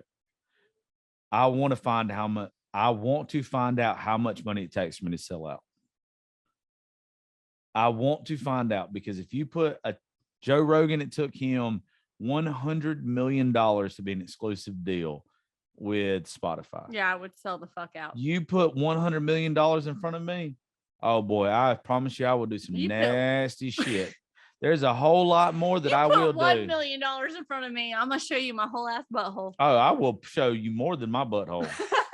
We played a game a long time ago, and I ain't got nothing against you fucking Alphabet Mafia people. You know, I love you. I love every one of you, Transformers, you gays or whatever. You know that they know I love them. I have a lot of them. We had somebody on the show recently, one of the best conversations I ever had, somebody from that community, and they fucking loved it. And I loved them. It was fucking amazing. But I'll go ahead and tell you, you put enough money in front of me, I'm liable to join that goddamn community. Don't fucking play with me like that. I'm not shit. Single, I will make some money in a heartbeat. Oh my god, I think that's one of the main reasons why I shut down my OnlyFans. You had an OnlyFans? I made like 10 grand the first month. I don't have a problem with the OnlyFans if you can make life-changing money. See, my thing is, to me, sex and intimacy, I have to have an emotional connection. Yes, I have to, and I don't know why, because I see all of my girlfriends out there and they're like balling, and I'm like, yes, bitch, get your money. And then I'm over here like, I love my husband, and mind you, he would do it with me in a heartbeat, but I'm like, babe, I can't. I respect that you can't. I can't. Trust me. I could do it to myself. But I can't. Hey, look, I promise you, I respect that you can't. We've had a lot of girls in here. I can't. We've had a lot of girls in here that have them, Here's the thing that I say about all of them. If you can make life-changing money, it's okay. I can. That's the thing. But I don't want to. also too, if it compromises your morals, It does. And I then think don't that's fucking it. do it, because you can't get your morals back. Yeah. And Don't morals.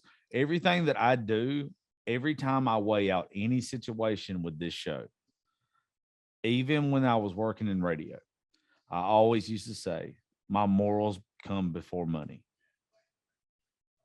If your morals like even butt up against that, take your morals. It pays off in the end to take your morals. Fuck that shit. Yeah, It's a quick dollar. It's a quick dollar. But if you're good at what you do, well, it'll pay off in the end. So, yeah, dumbass. I know. I know. I try. But that's what you're supposed to do. Like it's okay. Everybody's gonna do certain things in life to make a quick buck. I don't have a problem with somebody making a quick buck. Honestly, I would almost. You probably have never heard me say this. Okay. Well, no, because I just met you for the first fucking time. That's fine. That's fine. So one of the things I absolutely love in this world, and this is going to sound so ass backwards. I love strippers, but I do not like strip clubs. You will not catch me in a strip club. All right. I will not pay to go in a strip club. Yeah. But I love strippers because I love a woman's hustle. I completely understand why a woman, if she's in a certain scenario in life, to where she would rather go work an hour or two a night or a couple hours a week and be with her children the rest of the time. Or actually, if she's one of these women that actually can put herself through school doing whatever, do that instead of working 40, 60 hours a week, make 10 times more money. Like I love a woman that takes not necessarily advantage of a man, but uses what she has and uses to her advantage. That's almost the same thing with OnlyFans. That's why I love a stripper, but I don't like a strip club, because you're not going to catch my fat ass going into a strip club paying. How many times do you think that I've been to a strip club? I don't know. Can you guess? You don't want to guess? You either have been a lot or a little. You've either been a lot or none. Twice. Yeah. Yeah. Either women really like them or they don't like them at all. I don't see I don't either. I worked in one. I was a cocktail so I guess 3 times. Server. But I was a server. I was a cocktail waitress at one. I used to date the one. Cheetah. I used to date one. And these I literally used to beg that my moral compass would be so low that I could be able to take advantage of these men, but I can't. And I've tried on my OnlyFans. And then I'm like, can I be your best friend? Like, I don't think there's nothing wrong with it. Yeah. I think you have to know the situation. I think that it's just one of those things that where you drank that whole bottle of champagne. Mind your business. Fuck no. You're at the wrong place. You think you're being too much. I guess there's something about me. I just love that about a woman. That first off, as much as men hate me, I hate them too. Mm-hmm. Because I think they're fucking stupid for the majority. But I think that's part of like me being a girl dad. We can agree on something. Yeah, I hate fucking men too. Me too. I just don't. There's just so much of them that I don't like. Yeah. But I think I'm weird. I don't think you're weird. I think you are awakened. Yeah, I don't like that fucking shit either. No, I did not say woke. I did not say woke, because that is not the goddamn same thing. That is not the same thing. I just think that everyone should take advantage of their situation. Yeah.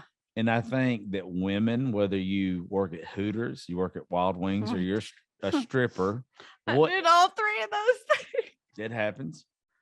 It's okay. Yeah. There's nothing wrong with it. Yeah, men, one of the know what I love the most? What? Is when men try to cry that they're a victim of from a Hooters girl. Or she took all my money. Well, bitch, why'd you come and drink like 12 gallons of beer? And it's like, what? Yeah, they're fucking stupid. Yeah. I've got buddies that are, I don't have like friends, or I have acquaintances that I know that will get upset. They'll go to a strip club and they'll be like, I dropped $2,000. And before I knew it, it's like, you dropped how much at a strip club? My husband's never been to a strip club. Don't go. Ryan has never there's been to a strip club. Look, once, and I mean He won't this, go. I mean this, and it's going to sound crude. We installed a stripper pole at a house party one time, and the stripper showed up and danced on it. That's way better. No, this was back before he knew who I was. That's even better though. But him, and I was like I've asked him, I said, baby, why don't we go to strip club? He's like, baby, if I wanted somebody to dance for me, I'd ask you. That's what you're supposed to do. And he said, and you look better than half the strippers. Yeah. Period. No, it's the people that go. I don't knock the people that go to strip clubs, but it's almost like in my mind, the people that go to strip clubs, they're lonely, they're sad, they're missing something in life. This is going to sound really conceited, what I'm about to say. Oh, shit. It's going to sound bad, right? I want to hear it. I think I can pull the stripper in the right situation. I think if I meet you at a bar, if I meet the woman who's dancing at the bar and me and her have a connection, only if we have a connection, have a few drinks, have a couple slow dances, and we hit it off.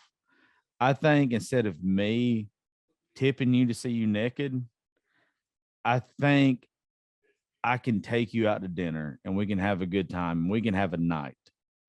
Not necessarily hooking up or something. I would rather have that with you than fucking see you dance naked. Yeah. That would mean more to me. Me seeing you naked on stage, no, I'll go watch fucking Pornhub and that doesn't do anything for me. Well, all he has to do is put on Halsey and I'll like fucking strip you for him. Seem like the type of fucking woman that all you had to do is put on goddamn Halsey. Shut the God damn it. You know what? I find that as a compliment. No, you shouldn't. Josh. God damn it. God. I thought I was gonna love you, but now you basic again. Jesus. Well, do you like my husband? I do like your husband. You know what? Well, he likes Halsey too, bitch. Who the fuck doesn't like Halsey? I know. Well, apparently you were dragging. I would let Halsey do whatever fucking she wanted to me. Look. I tell you what. I don't know any of her songs. I don't have to know any of her goddamn songs. He knows when Nightmare comes on, he's getting a blowjob. That is it. There you go. What about that fucking Gasoline song? And what the Sorry Not Sorry song? Look, yep. Well, that goddamn song. Yep. Fucking A. Let's let it ride. Yep. Literally. Let it. Yeah, exactly. Literally. I'm a lonely motherfucker. Oh, God bless. But no. No. I don't even know how the fuck we got on this. I think From we were trying to talk strippers, about my like childhood trauma, and we ended up talking about strip clubs and it seemed like they went hand in hand together. It's fun. Because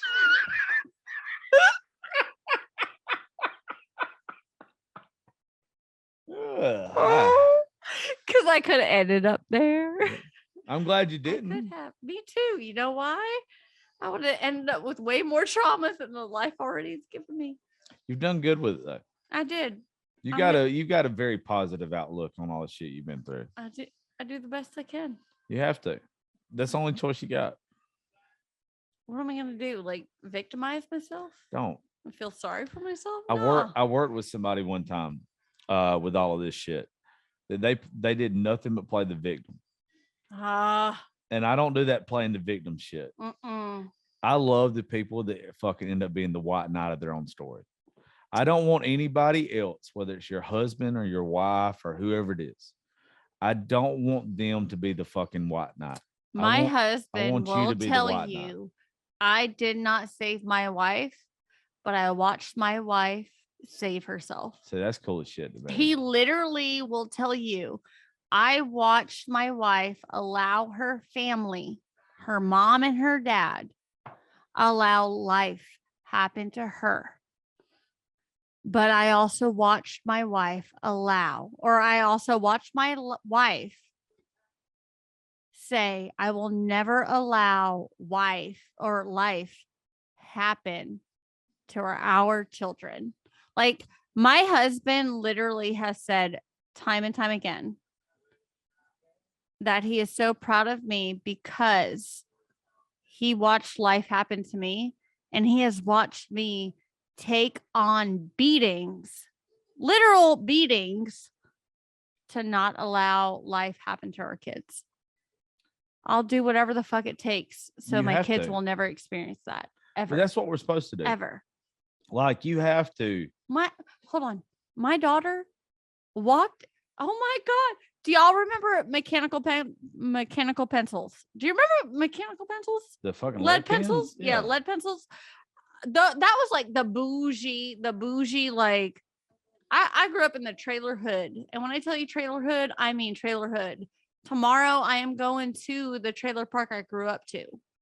Okay, so tomorrow I will be there. And I remember begging my mom to just get me fucking pencils. My daughter comes upstairs and she's pissed off. She is out of lead. She no longer has mechanical pencils. And I'm like, the fuck? I'm like, what the fuck? What is it? So I went downstairs and I found her like 2 mechanical pencils. I was like, whatever. And I'm like, this makes no sense to me, because I literally used to cry because I would not have a pencil to write with. And she's crying because she has literally 140, we counted regular 2%. What are they called? The yellow pencils, 2% pencils. Fuck if I know. I don't fucking know. The yellow pencils to write with, but she wants mechanical pencils. I'm like, I have finally given my children the life that I wanted. She's not worried about how she's going to get her food. She just wants her mechanical pencil. She's become an uppity bitch now. I had this I'm problem. So sorry. I'm happy about that. No, I'm proud of that. You should be proud of it. Because I used to cry about not having a fucking what the fuck are they called? 2%, oh my God. I know what you're talking about. You're just real bad at talking. I am. And you invited me on your podcast, Josh. So no, I'm glad you did. Up. I'm glad you've done a fucking great job so far. Literally, like, I cried because she is just upset.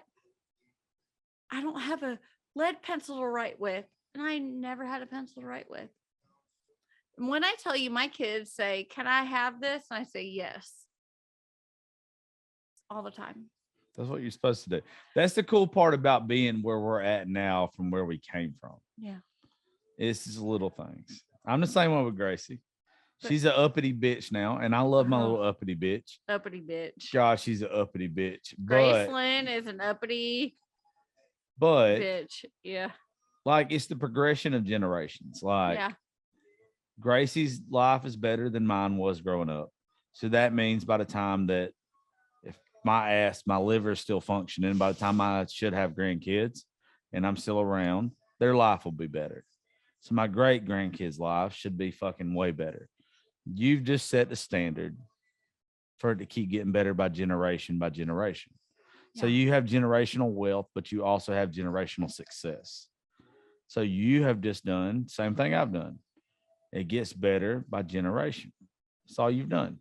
And so if it went from you not having a lead pencil back in the day to where now she's got 140 something fucking number 2 pencils, you're just setting the standard. That's it. Number 2, you're setting the standard. Yeah. It's just it's a whole different. What we have to do as parents and everything else is setting the standard and like reevaluating everything that the generations before us fucked up. Yeah. We've done that. It's time for us to rest. I'm not resting. Oh, I'm not resting, but tonight I am. You should, because you're going to be sleepy as fuck on the way home. Are you going to aggravate the fuck out of hubby on the way home? No, I'll probably, honestly. I don't want to know. Yep. I don't want to know. I'll probably. Don't want to know. Drink a little bit more Patron and give him a blowjob. God damn it. Oh, God damn it. What's the number to the 1-800 hotline to where I don't kill myself? Want to know when y'all leave? Oh my God, that's a joke. It's a joke. I work with people with mental health issues. So do I. I can make that He joke. said 1-800 suicide. 911 for traffic information. There we go. Speed traps are. I'll just post a thirst trap and see what the fuck happens. Oh, Jesus Probably Christ. nothing. Probably nothing. No. But no, that's what we're supposed to do. Yeah. We're supposed to literally, we just have to make it better. But what we also don't realize too is our parents, in some cases, did better than what their parents did. Yeah. And we don't realize it till it's too late. But we know that we did better than them. Yep. And our kids are already showing that. You know how I know Yeah. I did better? I'm scared. Be scared or not scared. No, You're I'm just dad. fucking with you.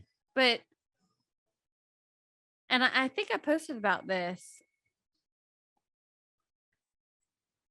So I was never taught how to take care of it. Lady bits. Don't want to. No. Nope, mind your business. No. Nope. Oh, And so no. my Shit. oldest, I'm not going to go into detail. I swear to God.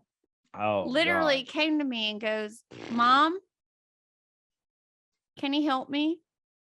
And I've never been able to say that to my mom. So now I feel like an asshole for what I just said. Don't feel like you're not a mom. I'm not a mom. You're not a mom. And then, like, you're good. Like, you're fine. But I would go to my mom and be like, "Mom," and she would be like, and like Graceland comes to me even last night. I'm on my period. I am actively on my period. I wear a menstrual cup. Oh, God. I know. Way to I know. fucking make it. Shh. So, Oh. but Graceland just recently started her period. I know I'm still a child. I know you are. You're still a child. Graceland started her period and she doesn't like tampons. She does not like pads. And I was like, "Well, I have a cup." His face is like, huh? But it's because like, I know Gracie's so goddamn Okay. close, and I've got to. I know it's about to happen. But I Graceland don't doesn't wanna. like tampons, and my Graceland does not like pads. And so, like last night, I was like, I told Graceland, I said, "Hey, next time I have to, like, I'm on my period and I have a cup, I'll show you how it works." She goes, "Mom, really?" I said, "Absolutely." And so, like last night, I showed her, and she goes, "Mom, thank you." And I just like literally, I took a minute and I laid in bed and I started crying because I never had a mom who would show me how it all works. That's sweet. I get the sweetness of that. Yeah. And so, I do. I get the sweetness. I mean, mind you, she said, "Oh, absolutely not. I'll stick to my pads." I said, "Baby, well, that's fine too." But like, she was so comfortable enough with me to like, yeah. No, I get the sweetness of that. Yeah. I just. Should We're gonna talk a lot of things on the show, but period stuff. I don't know why period stuff and breastfeeding stuff is just. Oh, I could talk. I breastfed I don't want to talk. I don't want to do it. I had to do it. I think it's a respect thing with the breastfeeding stuff. Like, no, I just don't like the breastfeeding thing. You know what I think it is? What? It's not talked about enough. No, I know. Yep. I just don't. It's not that I don't like it. It's I respect a woman so much. I have to veer. Like I just would talked about. I would rather veer. But it's not talked about enough. Yeah, but it's weird for me. Because it's not talked about enough. No, it's talked about enough. I just don't like talking about it. It's you know how hard it is. This is something that a lot of people don't talk about, and a lot of men. Are we good? Oh, we're good on time. All right. Unless you got to go. No, I ain't got to go, but I just don't want to over. No, you're good. You're good. One thing that a lot of people don't like talking about when it comes to stuff, it's very hard when you respect a woman to also sexualize a woman. So when it comes to like, is it? Yeah. So like breastfeeding is like you have to respect a woman because she's nurturing a child. And like you know that the purpose of your breast is to nurture that child. But also, you know what I also like of a woman's breast? It's me to play with it. Motorboat. Yeah, I got a motorboat a titty. You did it, I didn't. But so it's kind of like that gray area right there. It's like, what point as a man do I? Where's that middle ground to where like I don't disrespect you and I still play? So like when you see a woman in like in public and she's breastfeeding, I don't like when people make fun of it. I know I do not like when people make fun of it, but also too, it's like, I kind of want to look because I want to see the titty. Oh my God. No. But I no, have to look away out of respect. No. You know what you do at But that I have point? to look away out of respect. Exactly. You mind your business. Yeah, I look away Yeah, because mind your business. because that is it. that's what the titty is actually there for. It's not Exactly. because I'm supposed to be motorboating the titty. It's Oh, because Jesus. that is Yep. what it is actually You there mind your for. That is business. what The nature. titty is there to feed the kids. It's not the for me. titty is there to play with her husbands. Yes. It's both. Yes. However, it's very weird. Men like you think that the titty is there to please the husband and the titty is there to feed the kids. But there's people out there who don't, men and women, who think that the boob, me, Gracelyn, my oldest, and Everly, we're out to breakfast. We do daughter breakfasts on Saturdays and Sundays. We haven't done them in a year because mommy has been emotionally not okay. But when we used to go, the last time we went, I was breastfeeding Everly, and I would just pull up my shirt. Everly's head would literally go like this, latch on. We'd have a good old time, and I would eat my eggs. And then one lady walked up and was like, "That is disgusting." And I literally, when I tell you, I about almost unleashed Satan on this bitch's ass. Gracelyn, at the time, my 10-year-old goes, "Well, my mom's just trying to feed my sister. Fuck you, bitch." And I was like, "Oh, God damn. Oh, God damn. Oh, God damn." But the owner of Reveille in Marietta like walked out and paid for her entire plate and was like, "Just because your daughter said that, you get free eggs." I was That's like, cool. I mean, it was not just eggs. It was fresh squeezed orange. Like, they literally paid for a whole tap. I was like, "Gracelyn, baby, you can't speak to other adults like that." She's like, "Mom, that's not okay. You're feeding my sister." And I was like, "Oh my God, you know what? You're right. I covered my daughter up, but she just like went under the cover like she knows how to do and like latched on my boob." And Gracelyn literally the other day, when a cheer mom was being a twat, Gracelyn was like, "Mom, you need me to tell her to go fuck herself?" I said, "No, I like your no, do not tell her to go fuck yourself. I paid $3,000 for you to not get kicked off this team." Like, you let your kid cheer? Yeah. Oh, what kind of cheer? Like competition? Yeah, Stingrays. Okay. That's cool. Stingrays, yeah, Stingrays in Marietta. But this bitch named Sarah, she's like team mom. Mm-hmm.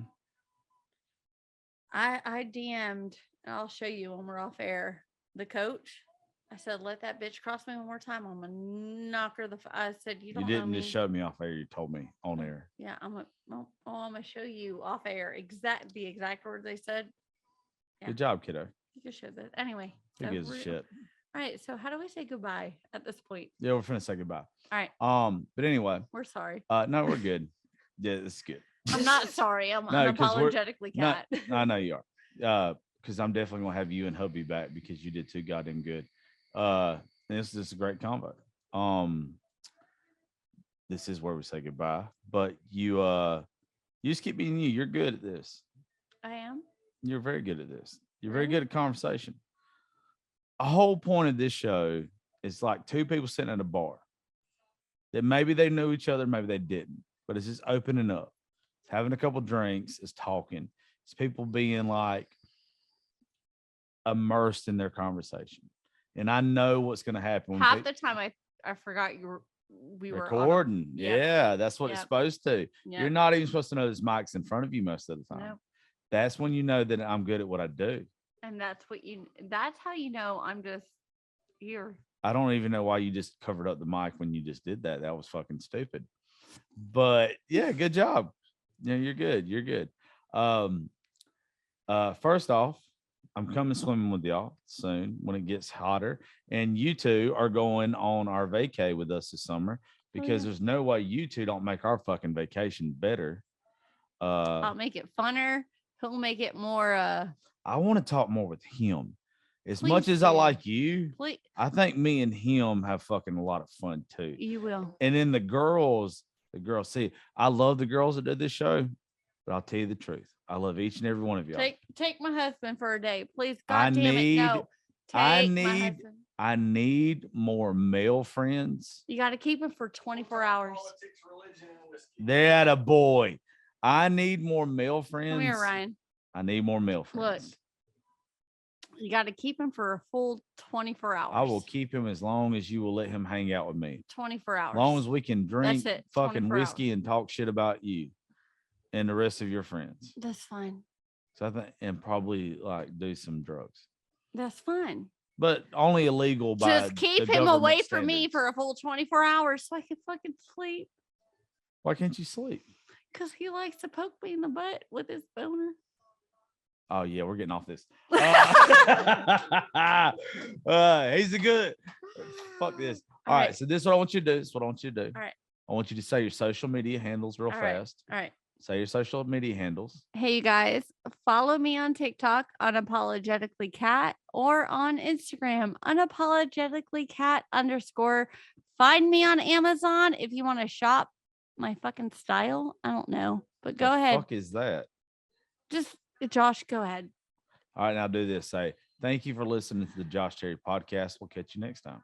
Thank you for listening to the Josh Cherry podcast. We will catch you next. Wait, what? She fucked that up. I fucked So that thank up. y'all for listening. Thank y'all for listening to the Josh Terry podcast. We will catch you next time. This bitch said my name wrong. Thank y'all for listening to the Josh Terry podcast. We'll catch y'all next time. You gave me tequila.